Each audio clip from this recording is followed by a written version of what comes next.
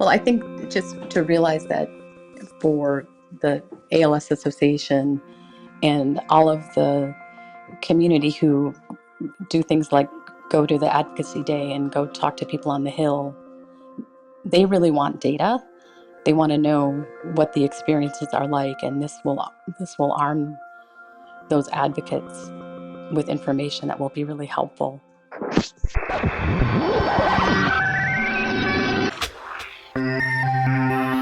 Hey everybody, and welcome to another episode of Connecting ALS. I am one of your hosts, Mike Stevenson, and joining me via the power of technology is my co-host, Jeremy Holden. Hello, Jeremy, and how has your week gone? Everything according to plan, or? Hey, oh yeah, everything going according to plan. Good to be with you today, Mike. As always, it's a good week, and looking forward to finish strong. I think, we've got a strong conversation that we're bringing our listeners today, so I'm looking forward to that. It's a very content-rich episode, probably one of the most robust we've done in a while, and we were able to connect with some folks involved with the ALS Association's ALS Focus survey program, and the results from the first round of surveys are in, and we heard from Focus Director Dr. Sarah Parvanta about some key takeaways from the responses that came in. We also spoke to two members of the Focus Patient and Caregiver Advisory Committee about their involvement in creating the surveys and why they believe there's much to be learned from this program. And Jeremy, all three of our guests, Dr. Parvanta, John Robinson, and Lora Pollari-Welbes, seemed highly optimistic about what this data can teach us. Absolutely. Also really struck by the plan going forward. The second survey is already recruiting participants, and, we can, of course, share in the show notes, so listeners can just head over to the show notes and figure out how they can get involved. And I think all three really kind of drove home the point that participation is necessary, that future surveys are only going to benefit from robust participation from all of the ALS community. That's absolutely right. And there's a lot to be learned from this data. And the more we know, the better we'll be able to serve the ALS community and shape care and support in the future. There's a lot to get into in these three interviews, so we won't delay any further. Let's listen back now. We are joined now by Dr. Sarah Parvanta, the director of the ALS Focus survey program. Dr. Parvanta, thanks for being with us today on Connecting ALS. Thank you for having me. I'm so glad to be here. Yeah, we're really, really excited to talk to you. We have much that we want to cover with you today, and we're certainly going to get into the data and some of the findings that have come out of the initial round of surveys. But I'm betting there's a portion of our audience that may not yet be super familiar with the program. So could you start with a quick summary of what exactly ALS Focus is and what you hope to accomplish? Yes, absolutely. ALS Focus is a survey program, and it's for people with ALS, current caregivers, and past caregivers. And this program hosts a series of surveys on different topics, and each of these topics is meant to gauge the needs and the preferences and opinions of both people with ALS and caregivers, because their experiences are definitely most important. We need to understand those when designing clinical trials, creating ALS policies, and trying to improve care. We need to know what the needs are of this community specifically. And so we're using surveys because survey research is one of the best ways to get an accurate picture of what's going on in a community.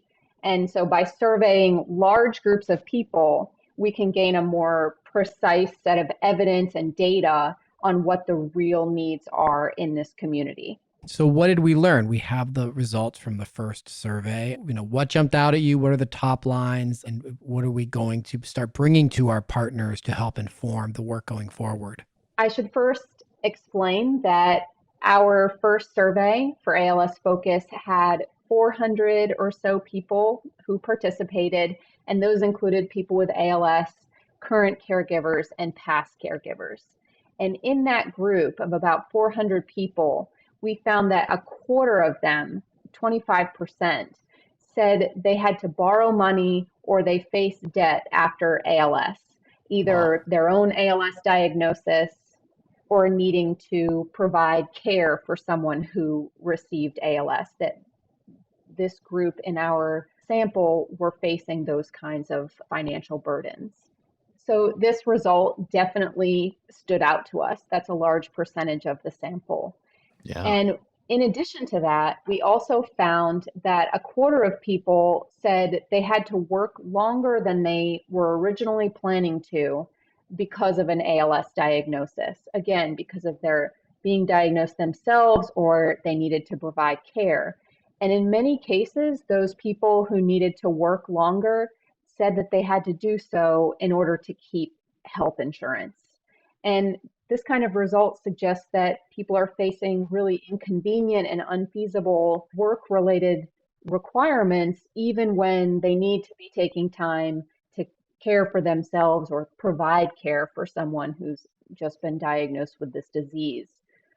So that finding also stood out to our team of researchers. I'm sure. Yeah. And, Sarah, you touch on those findings and, you mentioned that it may not seem surprising. Talk a little bit about the value, though, of getting data back that, may answer the question the way that you anticipated having it answered, but there's still value in knowing that and having that data to kind of back up the assumption that maybe someone like me brought to the table. What's the value of having that data to support that assumption? I think there are many different ways that these data provide value. One is that we don't need to talk about financial burdens in general. We can really drill down into what kind of shape those financial burdens take on. In this case, borrowing money, facing debt, working longer than planned. And so if we know that those specific kinds of experiences are happening, that's where advocacy efforts, policy efforts, those can all be designed to tackle those kind of specific issues that people are facing. So there may be a variety of financial burdens that someone potentially could face, but through our survey, we can find which ones are percolating to the top.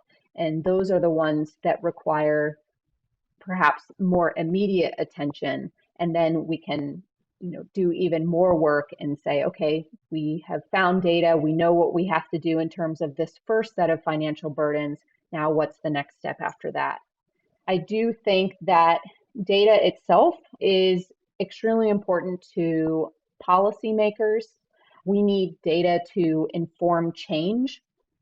So this can involve changes in programs, in policies, in care services.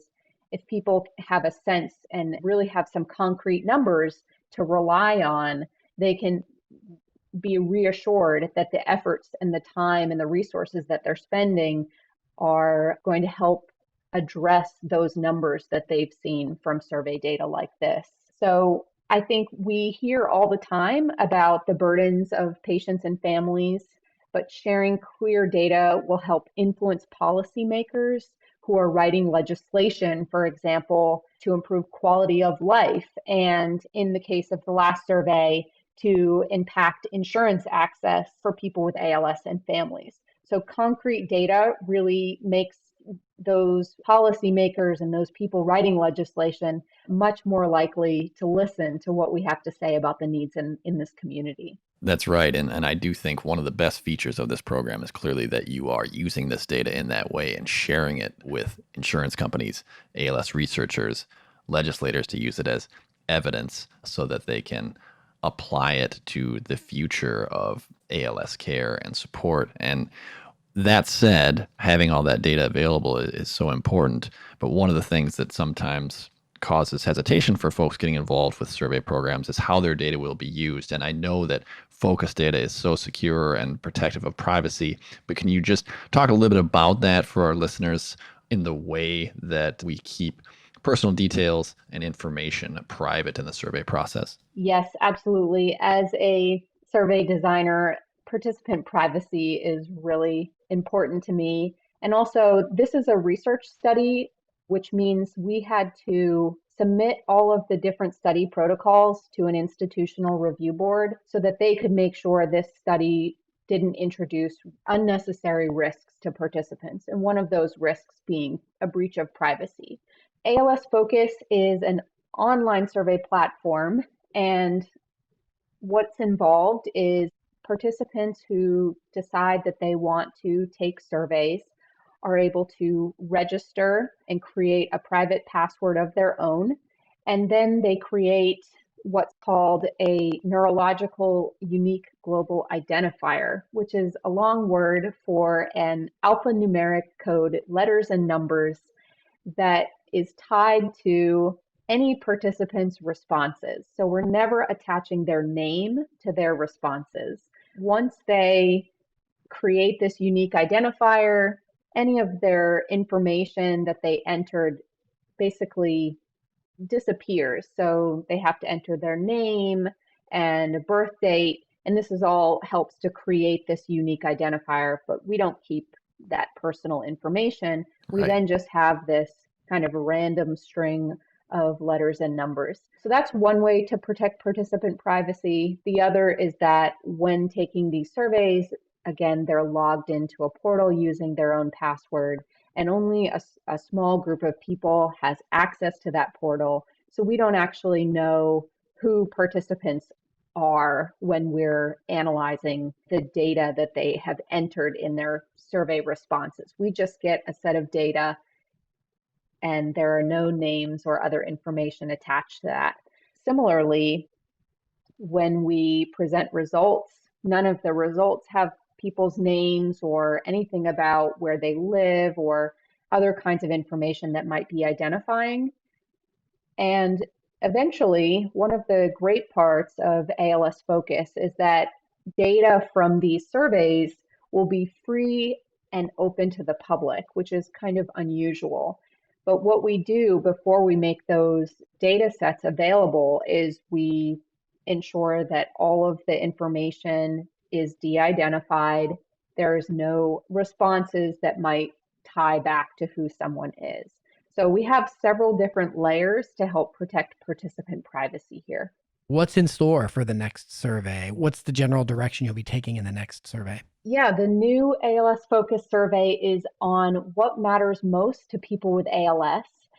And we selected this survey topic working with a committee of people with ALS and caregivers, as well as the rest of our broader ALS Focus collaborative effort with academic researchers, government health agencies, and pharmaceutical experts. All of these different stakeholders help to contribute to the topic of this next survey, and will do so moving forward.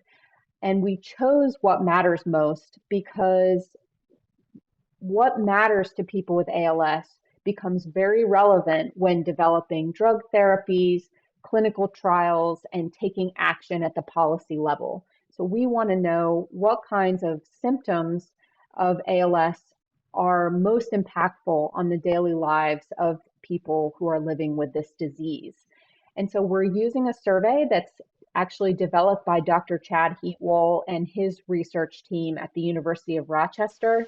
So it's an evidence-based survey that they have designed after a series of different kinds of research studies. And that way we know we're using really good questions that will give us reliable responses. And this survey asks about ALS symptoms and what kinds of impact those symptoms have on people's daily lives.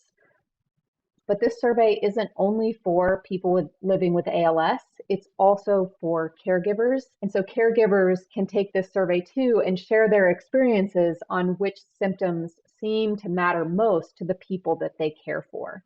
It's a really short survey in this second round of ALS Focus, and once people sign up and register and tell us a little bit more about their demographics, they can then complete this survey, and it should only take a couple of minutes for them. Thanks for laying it out. It seems like a really logical approach and a valuable one, as you said, figuring out what's most important to those living with ALS so that we can put that information to use and best serving the community. Before we let you go, you mentioned earlier financial burden and some of the other pieces you've been able to glean from the initial set of data. Are there actionable items coming out of your analysis in that first round for both the ALS Association and the ALS community as a whole, or are you waiting until you have a larger data set from future surveys before you start putting that information to use? Yeah, I think it's probably all of the above. So I think any individual survey itself will have insights that can inform action. And then over time, there are certain measures and insights that we can gain in what we call a longitudinal type of research or over time research to see how things are changing. So I think there's a lot of different ways that we can use the data from ALS Focus surveys to inform change. And then also, because these data will be available to other researchers, a whole host of new questions and ideas and actions can come out of the data, even beyond the ones that we have been thinking about. So I do think that in terms of this, the first survey on insurance needs and financial burdens, some of the actions that can be taken are likely more at the policy level, the insurance policy level, especially thinking about what kinds of costs people have to cover after an ALS diagnosis, what kinds of costs they're facing as caregivers and needing to focus their efforts on providing care rather than maybe the type of job that they had before. So there's definitely some data that we plan to put together that we can then use to help policymakers and people writing legislation have a set of concrete numbers that they can then design their legislation around. That makes a lot of sense. Dr. Parvanta, if there's any sort of closing message that you want our listeners to take away from our conversation about the Focus Survey program, what would you say to them about the importance of what we're learning here from this program? I definitely want to underscore how incredibly valuable it is to have people with ALS and caregivers participate in these ALS Focus surveys, because their experiences combined with the experiences of other people facing the same challenges in their community, they have strength in numbers as they come together. We can learn about individual experiences, but when we start to see numbers across large groups of people, we can really gain insights about what are the needs, what are the challenges, where should we focus our efforts, because that's what's showing up in this community in large numbers. So I really want to thank people who have participated in the first ALS Focus survey and invite them to come back and invite new participants for the second ALS Focus survey so that we can continue to prioritize what their needs and preferences and opinions are, what they believe is the most important to the work that we do. Well, thank you again so much, Dr. Sarah Parvanta, Director of ALS Focus, for joining us on Connecting ALS to talk about the value of this program and some of the things that we're learning as this data comes in. We definitely want to have you back down the road to talk about more of the findings from future rounds of focus surveys. Thank you. Yes, definitely. I would be more than happy to come back and talk about results as we gain them and gain insights from them in the future. And I should also just mention that ALS Focus is the culmination of a lot of work from a lot of different people, and most importantly, our committee of people with ALS and caregivers. And so I want to make sure that I thank them for all of the work that they've done thus far, and we'll just keep moving forward and growing this set of data and designing surveys that are important to this community. Well, it is an honor to be joined on the phone at the moment by retired and decorated military service officer John Robinson. Hello, John, and thanks for being with us on Connecting ALS. Hi, Mike. How are you? Good to be with you and Jeremy today. Well, thank you. Thank you so much for taking the time, John. And looking over your bio and your career, I think the best way to describe your life's work is in more than 3 decades of distinguished service. You were a leader in the United States Joint Forces for most of your career and received the Legion of Merit, the Bronze Star Medal, and several meritorious service medals. Can you tell our listeners how you ended up participating in the ALS Focus program? That's a great question because it was certainly not intentional. In the twilight of my Army career, I discovered that I'd been hit with ALS myself, and that's certainly a real eye-opener. We won't mince words about it. Having ALS is simply not compatible with military service. You simply can't do both. There's a physicality to being a soldier. And so I guess I was fortunate because I had certainly put in more than a full career, and I had a lot of good memories, and I felt like I had made a modest impact. And so to be hit at that point in your career towards the twilight is certainly more beneficial, if I could use that word, than unfortunately some other service members who are struck much earlier in their career.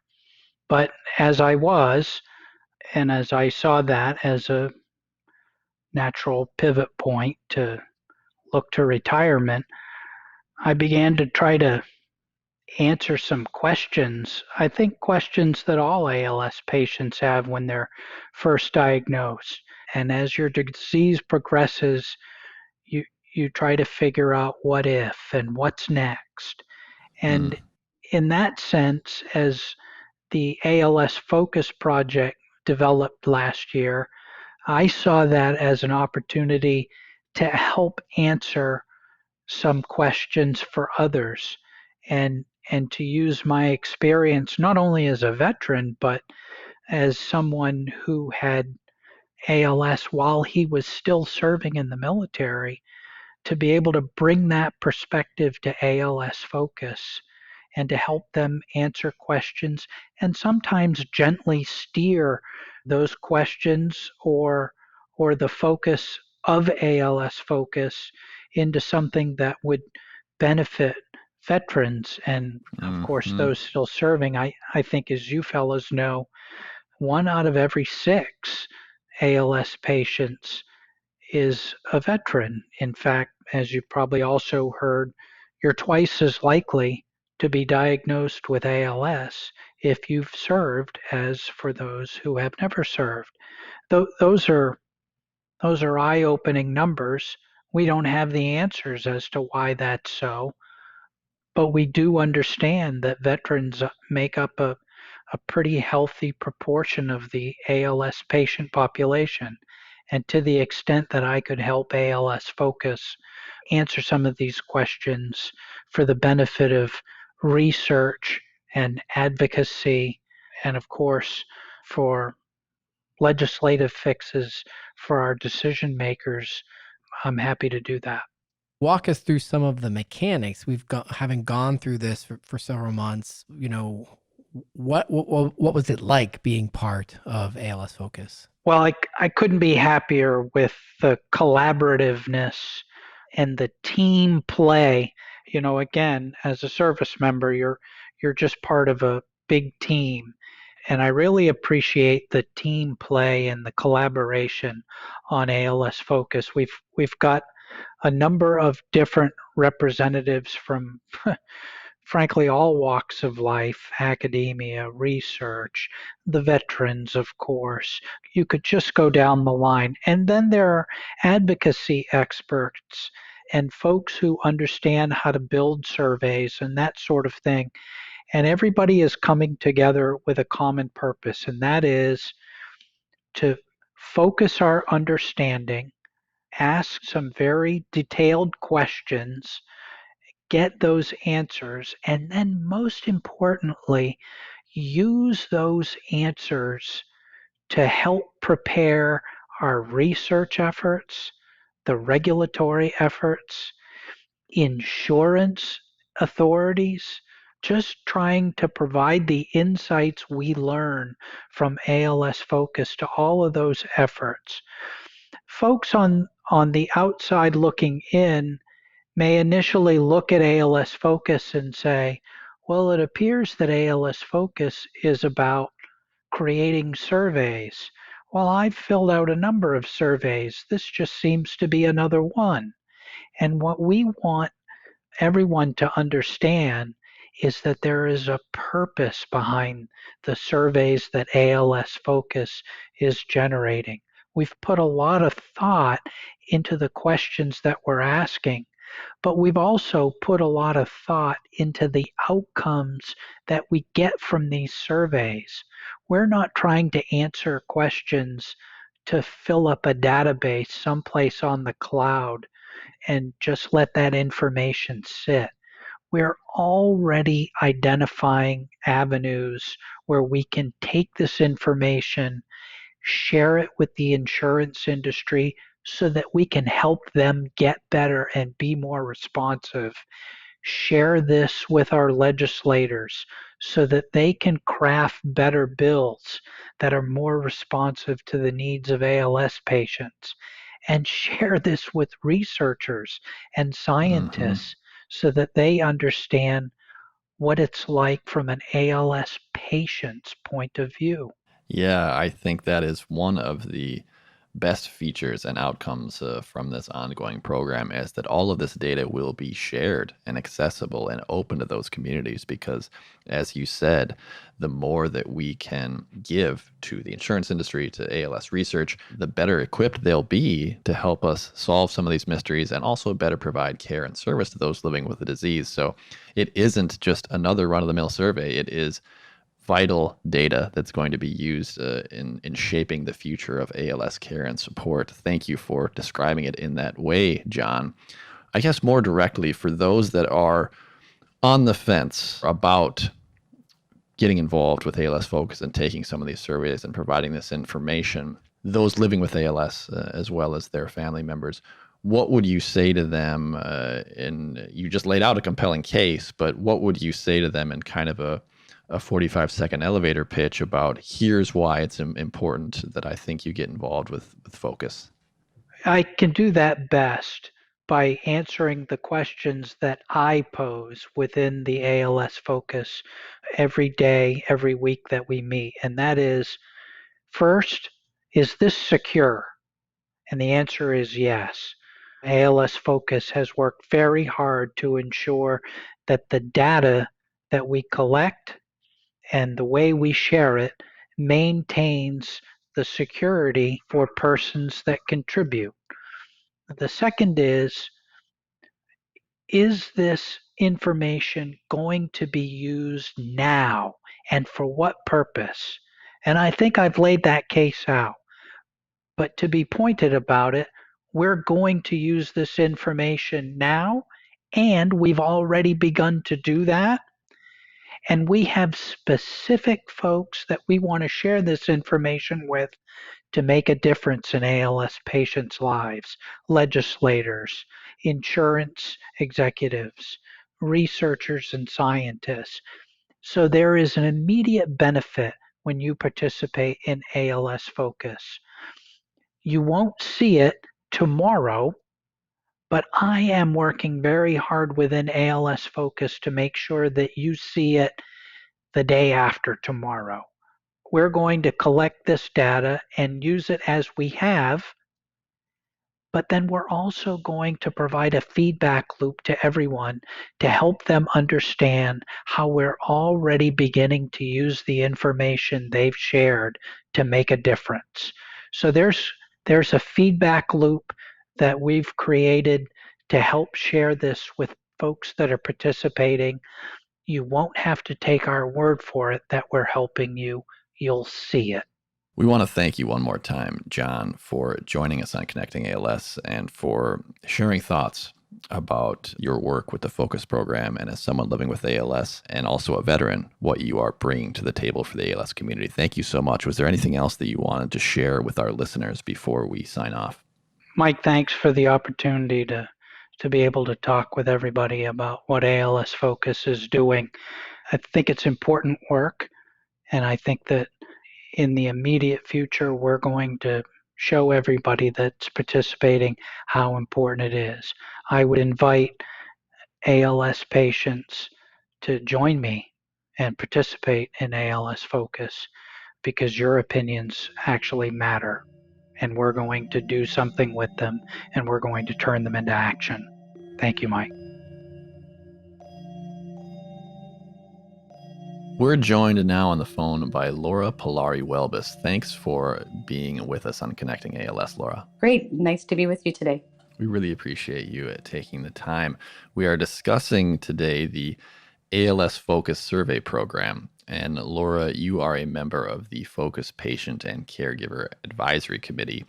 Unfortunately, your family has been deeply impacted by ALS. Can you tell our listeners why this cause is important to you and why joining the advisory committee to Focus felt like the right decision for you? Certainly. I lost my father to ALS 30 years ago, and he had a bulbar onset of ALS and lived for just 6 months after he was diagnosed.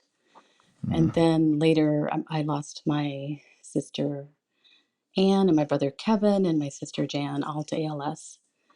Wow. So we've been involved as a family for a long time. And I talk about how people live with ALS for 3 to 5 years, but we've been living with it for 30 years. And sadly, my mom has lost her husband and 3 kids, but she's doing great. She is a blessing for us all. So being part of the Focus Patient and Family Care Advisory Committee was a great opportunity to get more involved in ALS instead of just watching on the sidelines. I would go to advocacy days, but I made a goal for myself to get more involved and really use the knowledge that I've accumulated over the years and experiences I've had as being a caregiver. So it's a great way to contribute back to the ALS community. Sure. Yeah, and I'm certainly grateful for folks like you stepping up and helping lead programs like this. We now have announced the results from the first survey, but looking back over the last several months, what are some of the learnings? What are some of the takeaways that will inform the Focus program going forward? Well, I think, the Focus program has been great because we have a committee with different experiences and has been able to really bring a patient perspective to the kinds of questions that we're asking in the Focus surveys. So we just put out the data from the first round of surveys and have our second round of survey just going out now. And the data is building, and each time we are able to launch a survey, we can increase the number of participants.